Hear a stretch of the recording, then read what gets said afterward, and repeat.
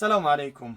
اکثریت مردم سوال میکنن که چی به ما مبتلای سحر و جادو شدیم و جن شیاطین در بدن ما داخل میشوند و ما رو آزار میتن. و من میخوام بپرسم که از همون انسانانی که بیمار هستند آیا 4 دعایی که رسول الله صلی الله علیه و سلم برای ما و شما تعلیم دادن آیا اونها رو ما میخوانیم یا نه؟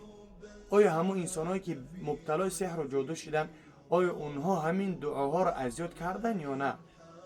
یعنی یکم دعایش هست که سحر بگاه باید ما 3 مرتبه بخونیم تو اینکه جن شیاطین ضرر نرسانه. دعا چنین است: بسم الله الذي لا يضر مع اسمه شيء في الارض ولا في السماء وهو السميع العليم.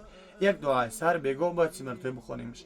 دیم دعا باید ما بعد هر یک نماز بخونیم: سبحان الله وبحمده عدد خلقه ورضاء نفسه وزینة عرشه و مداد کلمت. بعد هر یک نماز 3 مرتبه باید بخونیم که جن شیاطین ضرر نرسونه. و همچنین اگر ما 100 مرتبه بگیم لا اله الا الله وحده لا شريك له له الملك وله الحمد وهو على كل شيء قدير، ان شاء الله جن شیاطین ضرر رسوندن نمیتونه. و همچنین اگر ما در یگان جا داخل شیم، یگان منزل، جای شناخت یا اینکه ناشناخت باشه، جای خش اقربا باشه یا اینکه دشمن یا اینکه دوستا باشه، بس این دعا را بخونیم، بخاطر که ما نمیدونیم که در اونجا چه چیز ما را انتظار است. اعوذ بکلمات الله التامه من شر ما خلق. اگر ما و شما این 4 دعا را بدانیم و اینها را هر روز بخونیم و برای فرزندهای خود و برای خش اقربای خود تعلیم بدهیم، ان شاء الله که نه جن نه شیاطین نه سحر و جادو بر اونها ضرر رساندن نمیتوانند.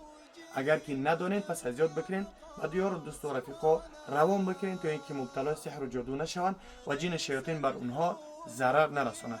الله نگهبانتان باشه. یک چیز این حال در ما عکس رفته است، توصیه برادرانه، کسی که زن دارین، کسی که خودتان توقع تنهایین در رسید زنهاتون در وطن هستند، پس میتونید که از همین مساجرها خریداری کنین.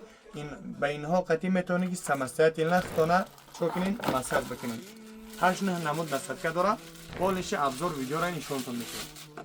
ببینین با رقم ها روی اکران مراجعت کنین. با تمام شهرهای رسر با واسطه پشت روان کرده میتوانیم. خدا نگهبانتون باشه. در حق ما دعا را فراموش نکنین. سلام علیکم.